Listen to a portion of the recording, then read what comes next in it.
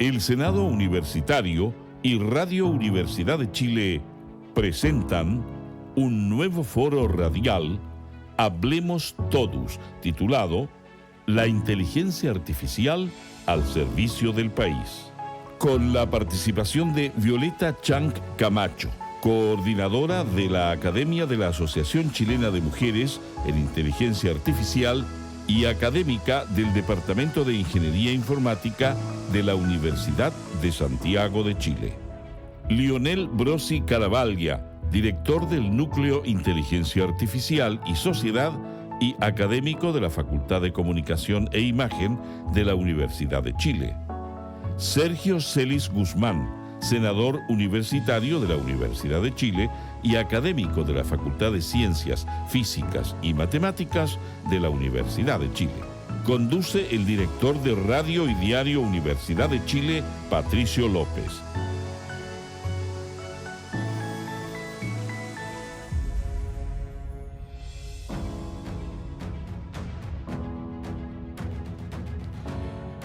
¿Cómo están? Bienvenidas, bienvenidos. Hablemos Todos, este foro que mensualmente organizamos en conjunto el Senado de la Universidad de Chile con la radio de la Universidad de Chile, que tiene por propósito contribuir desde este espacio universitario a la reflexión sobre los grandes temas de nuestro tiempo. Y no sé, voy a partir con alguna audacia, si nuestros panelistas estarán de acuerdo, pero quizás migración, cambio climático e inteligencia artificial están entre los tres temas principales o tres principales desafíos de nuestra época para la humanidad. La inteligencia artificial se ha convertido en una herramienta que facilita las labores de profesionales de múltiples áreas y me atrevería a decir de los usuarios cotidianamente también, y tiene el potencial de transformar industrias y mejorar vidas, pero también surgen muchas preguntas respecto a su utilización, ventajas, riesgos, cómo supervisar y regular, límites éticos. Y en Chile esta nueva tecnología hizo acelerado avances ya una realidad. En el año 2023 fue el país mejor evaluado según el Índice Latinoamericano de Inteligencia Artificial ILIA, estudio liderado por el Centro Nacional de Inteligencia Artificial que midió el nivel de preparación de 12 países de la región en la materia. En mayo, además, el gobierno presentó una actualización de la Política Nacional de Inteligencia Artificial que había sido publicada en 2021 y su plan de acción y un proyecto de ley que regula esta tecnología. En este contexto es que queremos hablar a través en directo de nuestras plataformas sociales y también a la hora de la tarde en el espacio habitual del programa radial del Senado Universitario sobre lo que implican estas políticas públicas, la incidencia de la inteligencia artificial en nuestra sociedad actual y también cómo se integra con la educación superior. Queremos aprovechar porque en la difusión habíamos mencionado que íbamos a tener 4 invitados e invitadas el día de hoy, que una de ellas, que es Francisca Lichini, del Centro Nacional de Inteligencia Artificial, no pudo participar de este espacio por un cuadro gripal, pero se está recuperando. Así que para no sobrealertar, Francesca está tirando para arriba. Nuestros panelistas, en primer lugar, saludar a Violeta Chang Camacho, coordinadora de Academia de la Asociación Chilena de Mujeres en Inteligencia Artificial y académica del Departamento de Ingeniería Informática de la Universidad de Santiago de Chile. Violeta, bienvenida. Hola, gracias por la invitación. Un placer. Sí, también a Lionel Brosi Caravaglia, director del Núcleo de Inteligencia Artificial y Sociedad y académico de la Facultad de Comunicación e Imagen de nuestra universidad. Lionel, bienvenido a la radio. Encantado de estar acá, muchas gracias. Y bueno, es semi de la casa, porque como este es un espacio del Senado Universitario, el profesor Sergio Celis Guzmán es también senador universitario y académico de la Facultad de Ciencias Físicas y Matemáticas. Sergio, muchas gracias por participar de este espacio. Muchas gracias, Patricio, y feliz de estar en esta sala máster. Bueno, a ver, Sergio, partamos contigo, si te parece. Vamos. ¿Cómo podrías caracterizar el impacto de la inteligencia artificial en el Chile actual? ¿De qué manera está ayudando? A ver si podemos ser didácticos, ¿no? ¿De qué manera está ayudando, pensándolo en positivo, a mejorar nuestras vidas? Bien, yo creo que hay dos momentos. En Chile tenemos desarrollo de inteligencia artificial ya hace varios años, digamos. Hay núcleos, hay grupos de investigación que están haciendo esto y están interviniendo en distintas partes de los aspectos públicos y privados de nuestra vida.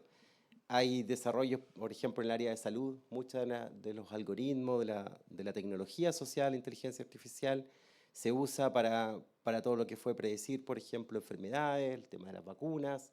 En ese ámbito, en el ámbito de la educación, tenemos todo lo que es el algoritmo para ubicar a niños en colegio, en establecimientos, que eso ha reducido dramáticamente el número de las filas, por ejemplo, que hace algunos años veíamos filas de colas de personas tratando de entrar en diferentes colegios y ahora hay un algoritmo, quedan pocas filas, pero eso se redujo dramáticamente. Entonces, en el ámbito público se está usando detección de incendios, también hay otro ámbito para la prevención del delito.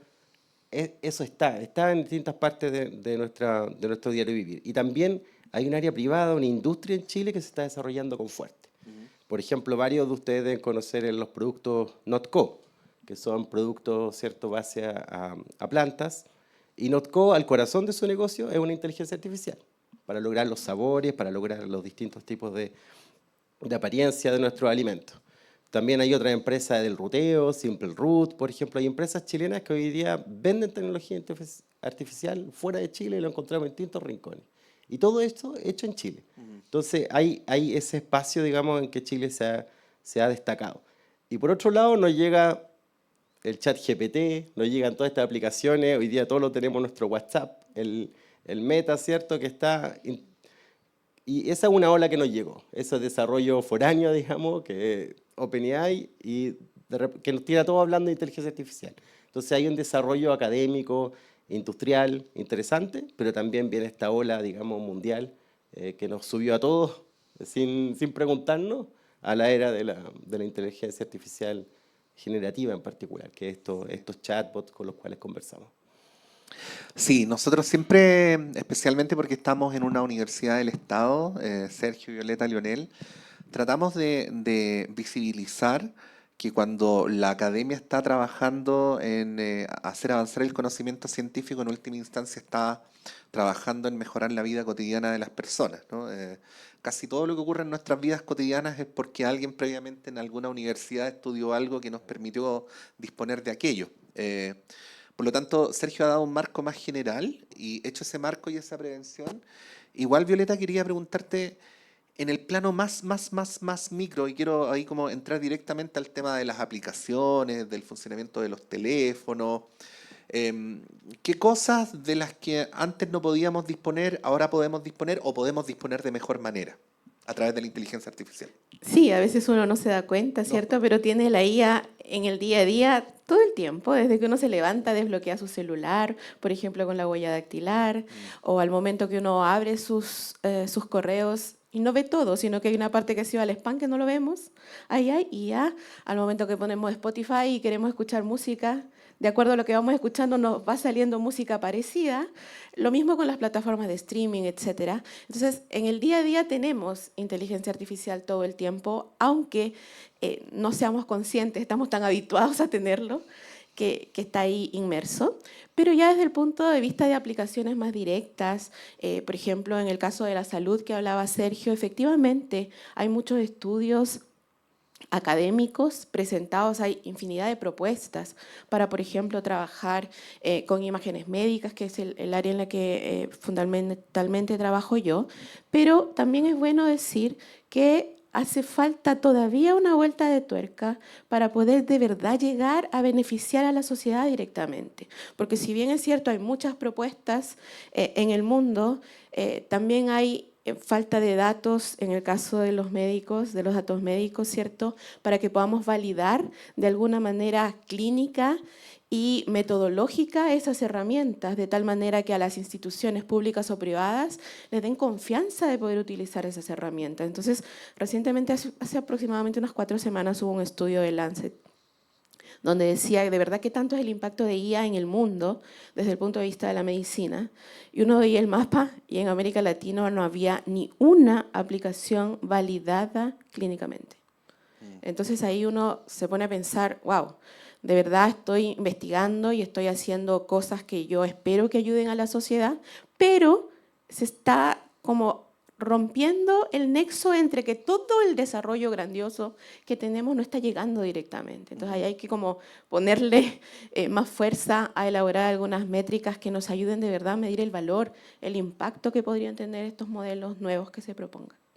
Sí, Lionel, hay una narrativa distópica. No sé, pienso que cuando le hablamos a las personas de inteligencia artificial, hay muchas que seguramente han escuchado o incluso piensan o creen que es un tipo de avance que se puede volver en algún momento en contra de los seres humanos, que puede llegar a dominar a los seres humanos. Estoy poniendo el extremo distópico que seguramente tú lo has escuchado en las conversaciones cotidianas sobre la materia. Pero bueno, qué duda cabe de que esto también entre en el plano de la ética, ¿no? De cómo mezclar investigación científica con ética, pero sin que eso suponga un freno a aquellas cosas que nos pueden beneficiar, y por lo tanto ahí se instala un supuesto dilema. Quizás el dilema no es tal, pero simplemente lo planteo para que tú lo puedas comentar. Sí, por supuesto. Bueno, me gustó que tocaste la palabra distopía porque justamente gran parte de los medios también abordan el tema de la inteligencia artificial de manera distópica, ¿no?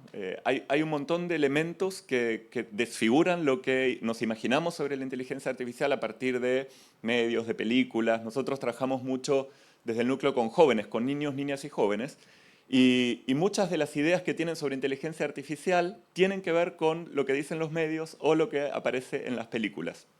Lo cual no implica que siempre es negativo, ¿no? Como por ejemplo la oportunidad de estar conversando acá. Pero creo que uno de los ejercicios más complejos, pero también más saludables, es pensar en la utopía, ¿no? Una vez en un taller nos pusieron una pregunta, era un panel de expertos en la que nos preguntaron, bueno, ¿cómo se imaginan la red social perfecta en el futuro? Y esa es una pregunta súper difícil, porque es más fácil saber cuáles son los vacíos, cuáles son los desafíos, los riesgos que presentan, por ejemplo, las nuevas tecnologías, incluyendo, por supuesto, la inteligencia artificial, pero es muy difícil imaginarse cuál es la tecnología a la que nosotros queremos llegar, ¿no? Sí, mientras te escuchaba pensaba en que no, que estamos medios programados para pensar distópicamente. Más los académicos Sí. todavía. Hace 50 años éramos utópicos y ahora somos distópicos. Sí, entonces me parece un ejercicio como muy Sí. válido y necesario también. Pero por otro lado, bueno, tu pregunta apunta cómo poder trabajar temas éticos, por ejemplo, o cómo poder evitar riesgos, evitar elementos negativos en términos de impactos de la inteligencia artificial en la sociedad, pero al mismo tiempo no restringir la innovación. En el 2018, 19, no me acuerdo, creo que fue el 2018, estuve en una conferencia que era para generar o publicar con la UNESCO el Consenso de Inteligencia Artificial y Educación, que se hizo en Pekín, y gran parte de las grandes corporaciones tecnológicas abogaban porque la ética y la regulación terminan por restringir la innovación. En ese punto yo no estoy de acuerdo, por supuesto porque trabajo en este ámbito, pero hay incluso evidencias, hay publicaciones que indican que se puede trabajar, y experiencias también, por supuesto, que se puede trabajar de manera paralela en términos éticos, en términos de pensar el impacto social de las tecnologías e innovar. El problema es que por los modelos particulares de negocios y las competencias feroz que está habiendo en el ámbito de la inteligencia artificial, se lanzan las aplicaciones antes de que estén validadas, como decía Violeta, por ejemplo, antes de saber que los datos no están sesgados, que son datos de calidad.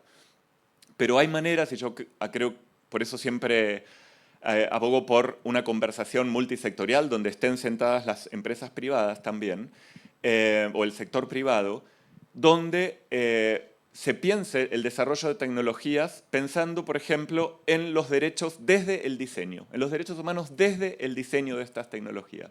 Y eso muchas veces todavía no sucede. Si bien se están avanzando en políticas, todavía hay grandes vacíos. Sí. Bueno, estamos en este panel sobre inteligencia artificial. Debí decirlo antes de que empezáramos, pero como no se puede volver atrás en la vida. Sergio, Violeta, Lionel, yo estoy haciendo preguntas así, pero si ustedes quieren intervenir, o sea, podemos ir desordenando en el mejor sentido del término esta conversación. Pensaba en una cuestión que es muy de este tiempo, y que apareció a propósito de la pandemia, que es que las nuevas tecnologías pueden ayudar, por ejemplo, a poder, que voy a poner el ejemplo específico de la pandemia, a poder contribuir a atenuar los efectos, ¿no? Por ejemplo, hubo en sociedades más desarrolladas tecnológicamente que las nuestras algunos experimentos de drones que podían detectar detectar desplazamientos en contexto de confinamiento.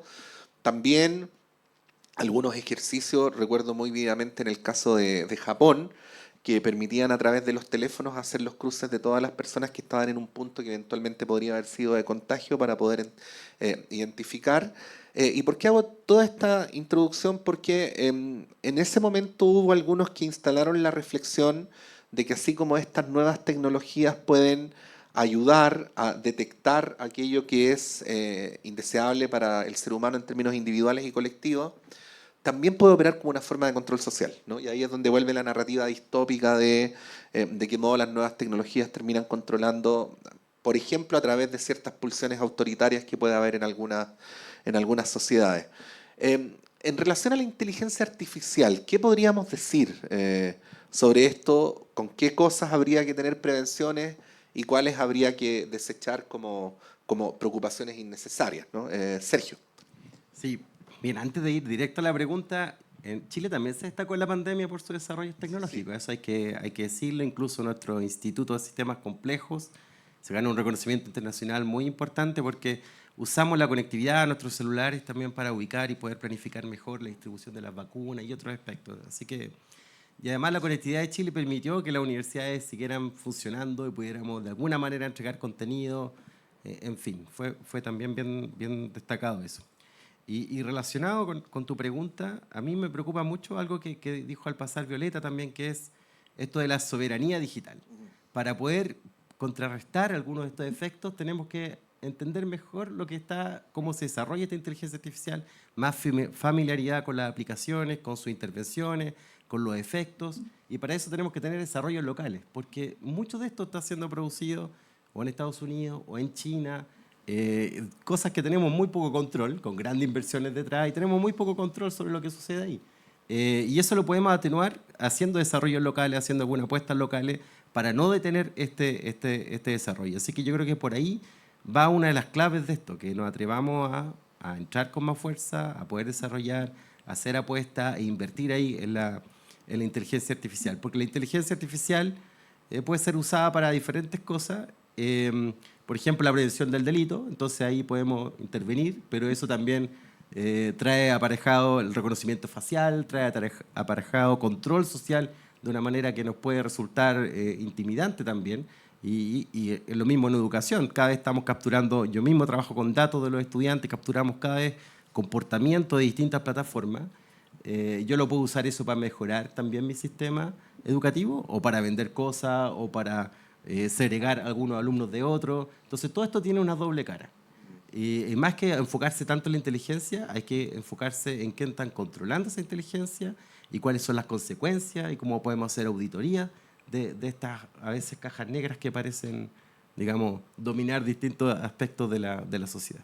Sí, y yo quisiera agregar también que ahí tenemos mucho que decir sobre la integridad y la privacidad de los datos, ¿cierto? Porque eso depende mucho también de las personas que están usando estas aplicaciones, qué tanto derecho le damos a tomar nuestros datos y saber en qué se van a ocupar esos datos. Eso es importante. A veces la gente o las personas común y corrientes no leemos, ¿cierto?, estos términos de privacidad de los datos. Aceptamos muy largos, todos. además, Claro, sí, aceptar, letra chiquitita y un texto largo que no nos vamos a dar la lata de leerlo, pero no sabemos a quién le estamos dando esos datos y los derechos que estamos dando sobre esos datos. Entonces, obviamente que viene por el hecho de tener este sentido de seguridad propia, pero también viene mucho, como bien decía Sergio, del origen de dónde estamos ocupando estos modelos ahora.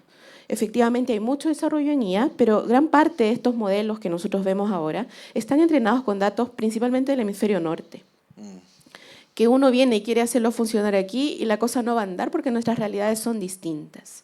Entonces hay siempre una necesidad de, como bien decía Lionel, de trabajar desde el diseño con una mirada ética. Eso depende también mucho de los investigadores, de la ética que cada quien desarrolle e inculque, si tiene esa posibilidad de hacerlo, a los futuros especialistas en inteligencia artificial, porque uno al momento de tomar una investigación o decir, ok, voy a poner mis fichas en esta investigación, así como ve el impacto positivo y grandioso que puede tener ese desarrollo, también tiene que ver qué efectos negativos puede causar en la sociedad, porque no todo va a ser perfecto, ¿cierto? Y comenzar a tener ciertos criterios en los datos, que no tengamos sesgo, ¿cierto? Que los datos que ocupemos sean representativos de la realidad a la que queremos aplicar nuestros modelos, y que la forma de desarrollar estos modelos tenga principios éticos detrás, que como bien lo comentábamos antes, toma tiempo,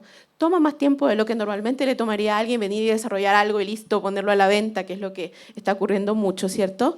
Pero está en nuestras manos quizás comenzar a cambiar y a meter ese gusanito en las personas que se van a dedicar a esto, que la cuestión ética no puede ir separado de un desarrollo sostenible de inteligencia artificial, que es a lo que apuntamos en el país.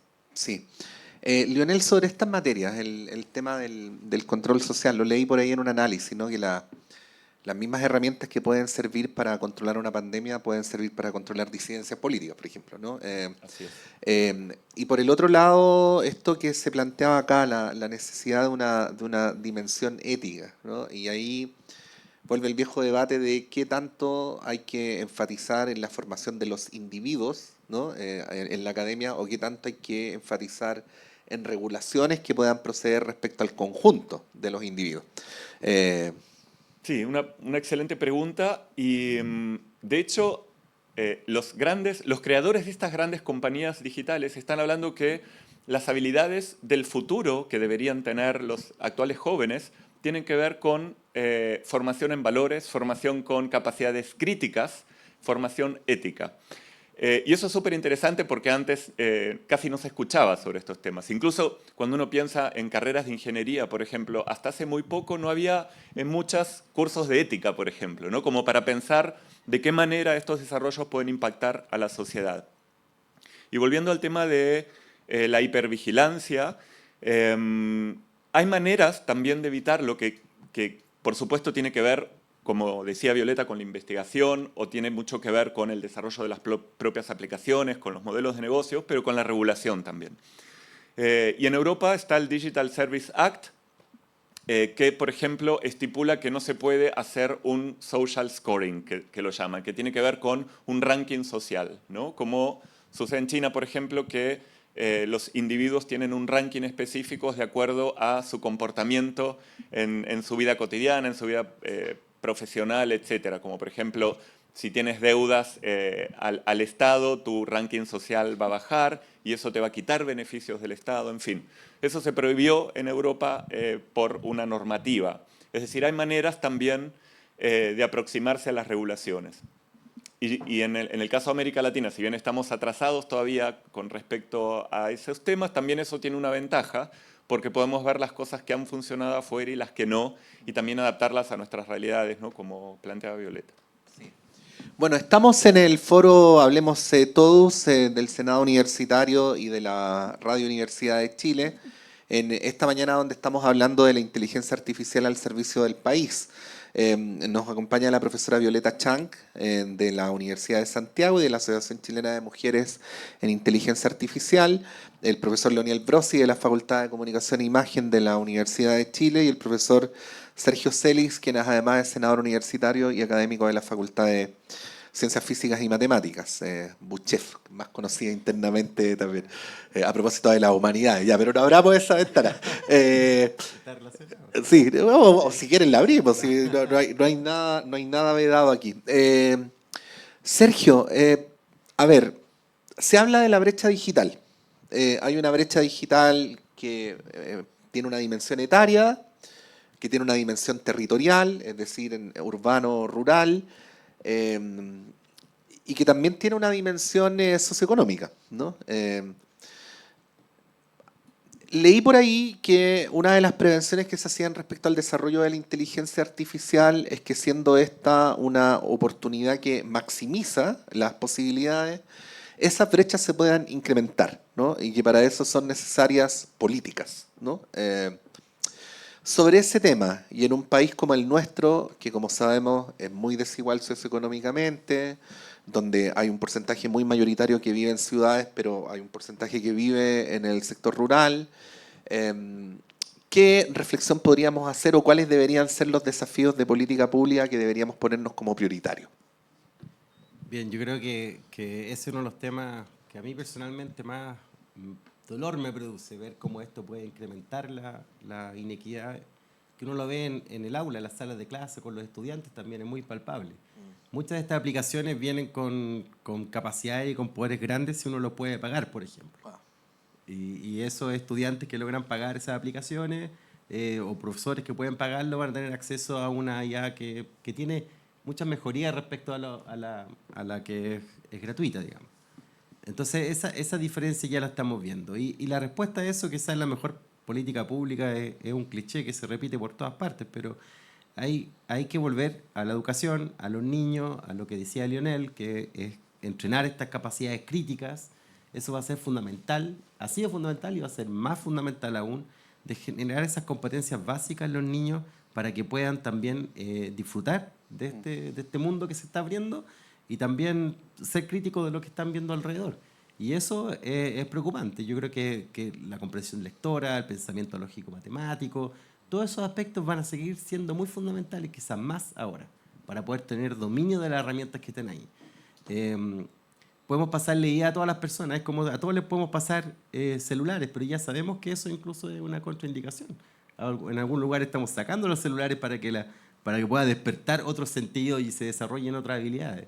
Yo creo que con esto es algo muy similar. Tenemos que asegurarnos, y es una conversación transversal, que tiene que subirse mucha gente, en especial los educadores, tienen que subirse a esta discusión, porque en algunos minutos vamos a tener que ralentizar quizás parte del proceso para que la gente aprenda, digamos, y pueda desarrollar las capacidades críticas para dominar esta herramienta y sacarle el mejor provecho. O sea que un desarrollo sin una adecuada distribución podría terminar siendo más indeseable que deseable, ¿no? Eso es lo que creo entender. No, va a generar una brecha mucho más grande donde va a haber unos privilegiados que van a gozar de muchas de estas herramientas y otros que van a sufrir, digamos, una distancia muy grande, digamos.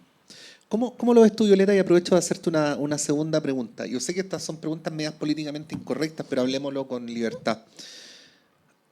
¿Hay mucha ignorancia en general sobre la inteligencia artificial? ¿Somos muy ignorantes? Digo, las personas que nos están escuchando, no se ofendan, por favor. En general, ¿son ignorantes respecto a esto que estamos conversando?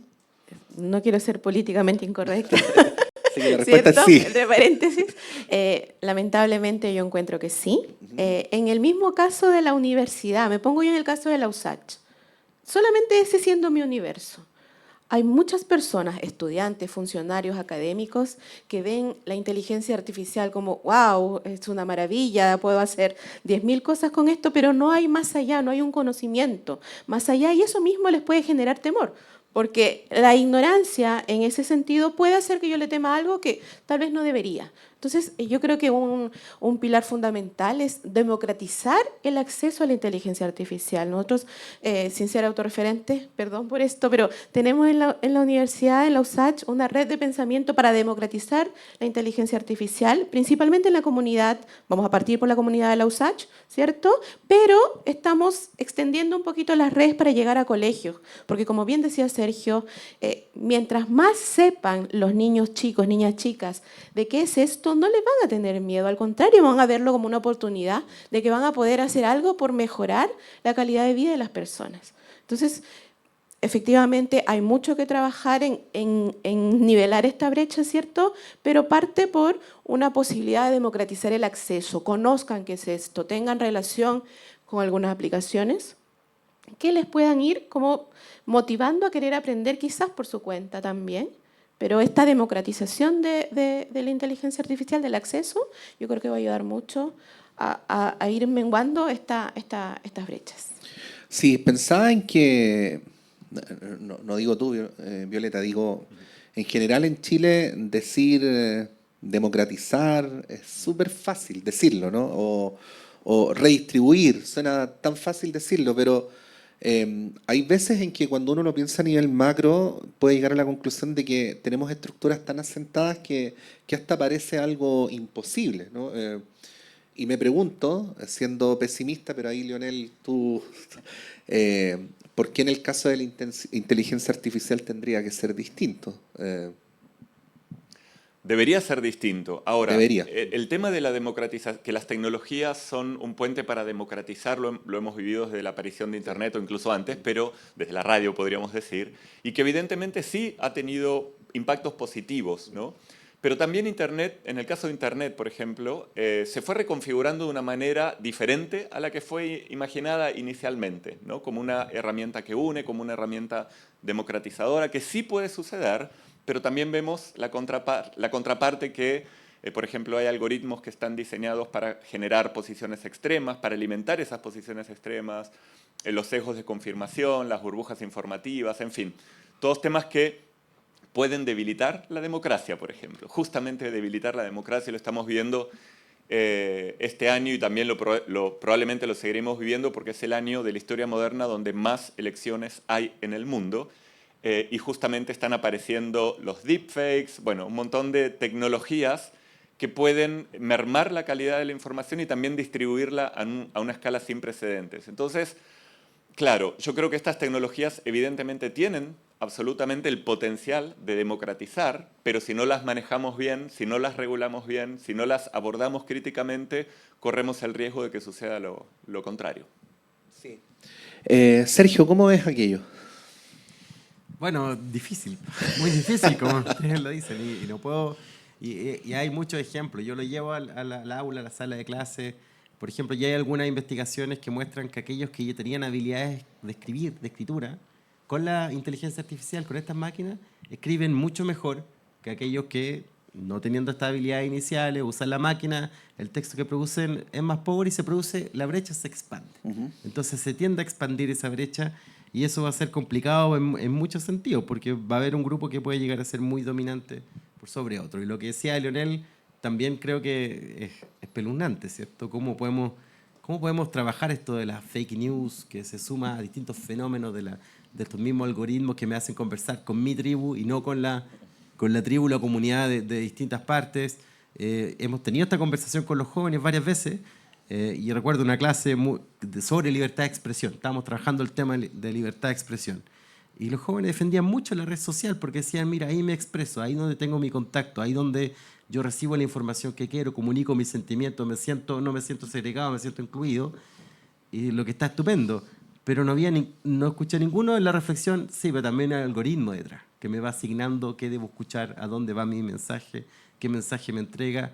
Y yo creo que ahí es donde deberíamos intervenir con mayor fuerza, de que podamos como ciudadanía, digamos, entender que hay algoritmos detrás, los algoritmos toman decisiones y que los algoritmos tenemos que gobernarlos de alguna manera. Y eso tiene cierta implicancia. Así que yo creo que por ahí la gobernanza de los algoritmos va a ser uno de los grandes temas y cómo hacemos que grupos distintos empiecen a conversar y usar la inteligencia artificial para generar estos vínculos y no cortarlos va a ser esencial para defender la democracia que tenemos, que yo la veo que está en riesgo. Violeta, Lionel, Sergio, se supone que los periodistas tenemos que hacer preguntas, pero no voy a hacer una pregunta, voy a plantear un tema y para que lo podamos desarrollar en este contexto. El tema de la segregación, en el caso de Chile, tiene un problema a la base que es previo al desarrollo de las tecnologías y de la inteligencia artificial, que es la homogeneidad con que las personas se crían en ciertos barrios, luego en ciertos colegios e incluso en ciertas universidades. O sea, tú puedes llegar, según si se dan ciertas condiciones en tu biografía, puedes llegar a ser bastante mayor sin haberte rodeado nunca de personas genuinamente distintas, ¿no? Paréntesis, esto no es propaganda, por eso son tan fundamentales las universidades públicas y las del Estado, ¿no? Ese es un primer problema que ya existe a la base, o sea, y que es un problema que uno advierte a propósito de ciertas crisis políticas que han ocurrido en países como Chile. Hay un segundo problema que es el de nuestra época, que tiene que ver con el tema de los algoritmos, con el tema de la autoafirmación, que va atentando muy directamente contra el pluralismo, pero esto no funciona en primer lugar a nivel de estructura, sino que funciona en las cabezas de las personas. O sea, hay cada vez menos tolerancia a escuchar a alguien que no piensa como tú, ¿no? Yo quiero ponerle, voy a entrar con problemas de inmediato, o sea, en nuestra tarea cotidiana como periodistas, nos está pasando de manera muy elocuente en estas horas con el tema de Venezuela. O sea, si es que tú no confías en los números entregados por las autoridades venezolanas, eres un lacayo, un vendido al imperialismo y así sucesivamente, ¿no? Si confías, eres un naval de dictaduras y cosas por el estilo. O sea, lo que quiero decir es que no estar de acuerdo con la opinión de alguien que piensa distinto a mí suele traducirse de manera casi automática, además en insultos y en descalificaciones. No a la idea, a la persona, ¿no? Y uno teme que la inteligencia artificial pudiera agudizar aquello, ¿no? Entonces, yo sé que lo abordamos lateralmente, pero ahora quiero plantear el tema de la inteligencia artificial desde el punto de vista de la relación con la democracia, pero quizás hay una cosa previa a la democracia que es de sociedades que abracen la diferencia en vez de rechazarla, ¿no? Eso es lo que quiero plantear como tema y quería pedirles a ustedes cada una de sus disciplinas cómo lo ven, Lionel. Quizás lo voy a enfocar en el ámbito de la educación, ¿no? Porque estaba pensando, hace poco con el senador estuvimos en Hong Kong en un taller organizado por APRU, una red de Asia-Pacífico de universidades. Y claro, una de las cosas que se visualizaban o de los escenarios que se visualizaban a futuro en el ámbito de la educación tiene que ver con la personalización de la educación, ¿no? Que tiene que ver, por supuesto, con que los algoritmos o estos sistemas van comprendiendo las habilidades, las dificultades, las potencialidades de cada uno de los estudiantes y en base a eso se pueden construir recorridos de aprendizaje, recorridos pedagógicos. Y se va a cambiar de un modelo que es más bien homogeneizante, donde se imparten casi los mismos contenidos para todos los estudiantes, a un modelo más personalizado, donde los algoritmos puedan detectar esas diferencias y ayudar a los estudiantes a que construyan mejor su carrera o a que mejoren... en su especificidad, ¿no? Exacto. Entonces yo creo que, y tratando de ir para el lado positivo, creo que en ese sentido, si está bien regulado, si los datos están protegidos, si hay transparencia, estas tecnologías pueden realmente ayudar a no solamente respetar esas diferencias, sino a comprenderlas mejor para ayudarlos en sus recorridos pedagógicos. Porque también venía pensando en lo que conversamos al principio, ¿no? Que hay que hacer ese esfuerzo de pensar positivamente para poder llegar a ese final. No sé, Violeta. Claro, yo voy a ir por el lado de la medicina, que es donde yo más estoy enfocada. Obviamente que tener tratamientos genéricos, por ejemplo, un caso particular para el cáncer de mama, que es reactivo a HER2. El 20% de pacientes que sufren cáncer de mama solamente son reactivos a ese biomarcador. Pero si nosotros podemos identificar si es que son reactivos a ese marcador, los tratamientos personalizados para ese 20% de pacientes tienen muy buena expectativa y calidad de vida posterior. Entonces, ahí es importante que nosotros tengamos esa habilidad, por ejemplo, de determinar qué caso en particular tiene esa reactividad y poder darle un tratamiento personalizado. Entonces, desde esa mirada uno tiene que ver todo como un mundo holístico, ¿cierto? De repente no me importa solamente una biopsia, me importa, por ejemplo, alguna información de un biomarcador en sangre, de la edad de la persona, muchas veces está ligado a la ubicación en donde vive para saber la incidencia de un tipo de cáncer o no. Entonces, son distintos datos que a mí me van como personalizando, como bien decían, en el caso de la educación, pueden personalizar en el caso de la medicina, que a la larga, si bien uno no está viendo la pluralidad, como es lo que estábamos conversando hace un momento, para hacer una solución general, ¿cierto?, para cáncer de mama con HER2 en Chile, uno sí puede aprovechar los beneficios de estos modelos tan eficientes para ir directamente a ayudar quizás no a una gran cantidad de gente, que es lo que uno quisiera hacer, pero con esta personalización uno podría llegar a personas que de verdad, si es que no tuvieran esa ayuda, no podrían saber que podrían tener un tratamiento personalizado y justo para su caso, ¿cierto? Pero eso es en base seguramente a muchos datos que tenemos que buscar o ser conscientes de asegurar que esos datos que usemos para representarlos en el modelo de inteligencia artificial sean lo suficientemente representativos. En eso yo me fijo mucho, pongo mucho esfuerzo, mucho de mi esfuerzo es en crear esos conjuntos de datos, que en el caso médico, la verdad que toman muchos años porque dependemos mucho de la expertise de los médicos, ¿cierto? Para que nos pasen ese conocimiento para poderlo traspasar a la máquina.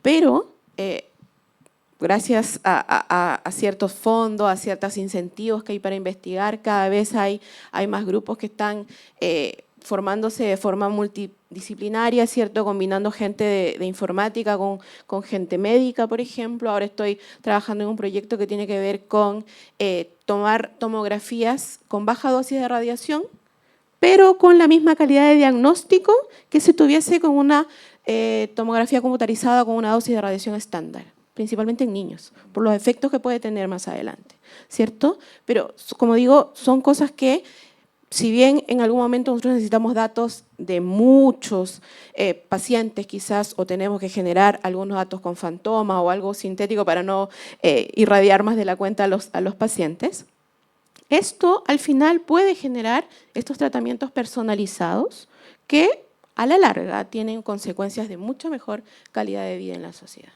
Sergio. Sí, la semana pasada en la Universidad de Chile aprobamos una nueva carrera, la pedagogía en 2 carreras, pedagogía en educación física y pedagogía en educación diferencial. Y uno de los aspectos que tenía estas carreras es un fuerte componente tecnológico, porque también la inteligencia artificial y otras tecnologías pueden ayudarnos a incluir, por ejemplo, a otros niños que no participan de la sociedad educativa como el resto, incluirlos en nuestras salas de clase, incluirlas del proceso.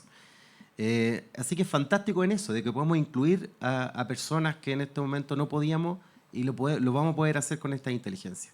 Ahora, todo esto tiende a pensarse mucho con esta individualización, vamos a poder ayudar a cada uno, pero ahí se nos escapa, que el peligro en lo educativo se nos escapa a lo colectivo, porque toda esta inteligencia nos van a llevar a como a ti, a Patricio, a Violeta, a Leonel, esto es lo que es mejor para cada uno, pero ¿qué es lo que hace mejor para lo colectivo? Y ahí es donde vamos a tener que ser más intencionales, en generar grupos diversos, en generar conversaciones. Yo estoy muy de acuerdo que ahí la Universidad del Estado tiene un rol fundamental. Ahora no se trata solo de tener diversidad, no, hay que gestionarla, hay que hacerla conversar, y ahí la parte humana va a ser muy, muy relevante. Sí. Podemos potenciarla, podemos hacer cosas con inteligencia artificial que nos ayude a colectivizar. Yo creo que ahí puede aparecer una nueva forma de hacer las cosas que nos ayude. Pero ese es uno de los desafíos que en especial las universidades tenemos en este tiempo, cómo colectivizar el saber, conocernos más, discutir entre grupos que somos diferentes. Y respecto a los medios, bueno, ahí Leonel, cada vez el rol de los colegas de la Facultad de Comunidad de Imagen es muy importante, cómo podemos hacerlos que no sé, ahí yo creo que vamos a tener que llegar a otro concepto de reputación, de cómo podemos certificar que la información que tenemos es una información veraz, con la cual uno puede discutir y pensar, en fin. Y yo creo que eso vamos a tener que premiarlo de otro modo para que abunde más y no sea un bien escaso. Sí. Quería, Leonel, pedirte que hiciéramos un paralelo entre cómo se construyen los sentidos comunes en la sociedad y cómo funciona la inteligencia artificial y de qué modo podría eventualmente la inteligencia artificial acentuar algunas cosas, ¿no? Voy a poner ejemplos que todo el mundo podrá reconocer rápidamente. Hay una corriente muy poderosa de vuelta, afortunadamente, pero en general está instalada en la sociedad que los valores de lo masculino tienden a ser mejores que de lo femenino, ¿no? O está instalado en nuestras sociedades que los cánones físicos de las sociedades hegemónicas son, entre comillas, más bonitos que los cánones físicos de las sociedades que no son hegemónicas, ¿no? Estoy hablando en términos físicos. Y así podría poner muchos otros ejemplos, ¿no? La inteligencia artificial, hay algunos artículos al respecto, podrían, a través de su propio mecanismo de reproducción, ir acentuando esas ideas, ¿no? O ir transmitiendo a través de su trabajo esas ideas de una manera todavía más dirigida. ¿En qué nivel está la reflexión académica respecto a cómo contrarrestar esa situación que no solamente podría producirse, sino que en algunos casos se ha comprobado que se produce, ¿no? Sí, voy a tratar de aterrizarlo con ejemplos como bien claros para la audiencia y prácticos. Bueno, tu pregunta tiene que ver con los sesgos de la inteligencia artificial, que refuerza los sesgos y refuerza también formas de discriminación, ¿no? Y en el caso de mi experiencia en el aula, por ejemplo, con estudiantes de periodismo de cuarto año, una vez les pedí que generen imágenes de personas que podrían ser los futuros y futuras usuarias de un sitio web que estaban creando, ¿no? Y el sistema de inteligencia artificial generativa, cuando colocaban, por ejemplo, una niña de sector rural, etcétera, nos ponía o generaba todas personas rubias, blancas, nórdicas, básicamente, ¿no? Entonces, lo interesante ahí es, bueno, nos juntamos con los estudiantes, hicimos todo esto en tiempo real, proyectábamos las imágenes y decíamos, bueno, ¿qué problemas ven acá? Y algunos no detectaban, decían, no veo la mano, quizás tiene algún error. No, pero hay otro problema que es simbólico, ¿no? Y que es cómo estos sistemas perpetúan visiones del mundo. Sobre todo, como creo que mencionaba Sergio, ¿no? Bueno, sistemas que son desarrollados en el norte global, pero generalmente por hombres blancos, hombres de países ricos, muy educados, en fin. Hay que revertir eso. Una de las soluciones era también, como planteaba Sergio, era crear nuestros propios sistemas, que eso tiene que ver con infinidad de elementos como las brechas persistentes, los recursos, acceso a talentos, etc. Y la otra tiene que ver con alfabetización, que es alfabetización crítica, ¿no? Entender cuándo estos sistemas arrojan elementos que puedan ser sesgados, discriminatorios, etc. Otro de los elementos que pueden ayudar a evitar los sesgos es controlar que las bases de datos con las que sean alimentadas sean bases de datos de calidad, que sean bases representativas. En fin, hay un montón de estrategias que pueden ayudar a reducir estos temas. Y como ejemplo quería dar, hay un proyecto, lamentablemente ahora no me acuerdo el nombre, pero lo importante acá es ver de qué se trataba el proyecto. Cuando ustedes colocan, por ejemplo, en manos en Google Imágenes, aparecen casi todas manos blancas, o hands, más aún todavía, ¿no? Y entonces una estudiante, en este caso era una estudiante latina del MIT, lo que hizo es un proyecto tan simple como crear un sitio web lleno de manos de todo tipo de colores de pieles. Y cada una de esas manos tenía los iconos para compartir en redes sociales. Entonces la idea era poblar, en esa época, Twitter con imágenes de manos diversas para que después los buscadores, al momento de arrojarte las imágenes, no solamente te arrojen manos blancas. Es decir, hay maneras también sencillas de colaborar con esta idea de reducir los sesgos, reducir las brechas, ¿no?, que existen. Sí, se nos acabó el tiempo, estamos un poquito pasados, pero no puedo dejar de preguntarle, sé que esto no se hace, pero así a modo de punteo nomás, a cada uno de los tres. El rol de las universidades en general y de las universidades del Estado en particular en este desafío que tenemos como, bueno, como humanidad, pero también como país. No vamos a alcanzar a desarrollarlo, pero también de alguna manera lo hemos desarrollado durante toda esta hora. Así que, Sergio. Bueno, investigar en inteligencia artificial con profundidad y de manera crítica, eso es central, que se investigue críticamente y las universidades son el espacio para eso. Y la otra misión es educar. Entonces, educarnos transversalmente, con más pensamiento, más interdisciplinario a propósito de las humanidades. Ahora va a ser central que esta discusión no esté en manos solo de los ingenieros, de los informáticos, sino que se cruce en todas las disciplinas y podamos tener una conversación crítica y constructiva sobre lo que estamos haciendo. Violeta. Bueno, primero que todo, alfabetizar o democratizar el conocimiento en inteligencia artificial, que yo comentaba al inicio, y yo creo que algo muy importante que pueden hacer de las instituciones o de las universidades públicas es el hecho de desarrollar metodologías para validar que estas herramientas que estamos viendo aparecer sean de verdad oportunas y con beneficio de la sociedad. Lionel. Y sumado a lo que comentan los colegas, con lo cual estoy totalmente de acuerdo, siempre el tema de alfabetización para mí es absolutamente central, es pensar en que las universidades públicas tienen que comenzar a desarrollar políticas de buenas prácticas, de buenos usos de estas herramientas de inteligencia artificial. Porque hoy en día académicos, estudiantes se encuentran ante dilemas éticos que suceden en el aula, fuera de ellas, etcétera, porque todavía no hay quizás apoyo, que tiene que ver con alfabetización, pero también en términos de buenas prácticas. ¿Cómo podemos aprovechar el uso de estas tecnologías de una manera, por ejemplo, que conserve la integridad académica, ¿no? Entonces, creo que es un debate que, bueno, en la Universidad de Chile ya se está dando a nivel del Senado, pero creo que tenemos que conducirlo hacia ese lado y sobre todo escuchando también las voces de los propios jóvenes. ¿No? Súper interesante eso. Sí. Gran tema. Esperamos que quienes nos han seguido a través de la transmisión online y también de nuestra transmisión radial puedan tener nuevas herramientas para reflexionar y también para operar sobre esta inteligencia artificial que llegó para quedarse. No podemos decidir que se devuelva, así es que hay que hacer con ella todo lo mejor que podamos para efectos de que la vida cotidiana sea mejor, ¿no? Y la vida en sociedad sea mejor. Agradecer al final de este foro al equipo del Senado Universitario, a César Ramírez, que es el corazón en las sombras de este foro. Agradecer también a Claudia Montesinos, a Jorge Águila, a Alexis Gaete por parte de la radio en la transmisión online, a don Juan Carlos Miranda en el sonido y a Nicoleta Fuentealba en la iluminación. Muchas gracias por habernos seguido en este foro, que es un esfuerzo cómplice que ya tiene varios años, desde antes de que el senador Celis fuera senador, de hecho, del Senado de la Universidad de Chile y de la radio, que esperamos que siga generando estas conversaciones por mucho tiempo más. Que estén muy bien.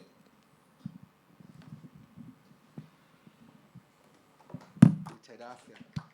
Gracias a ustedes.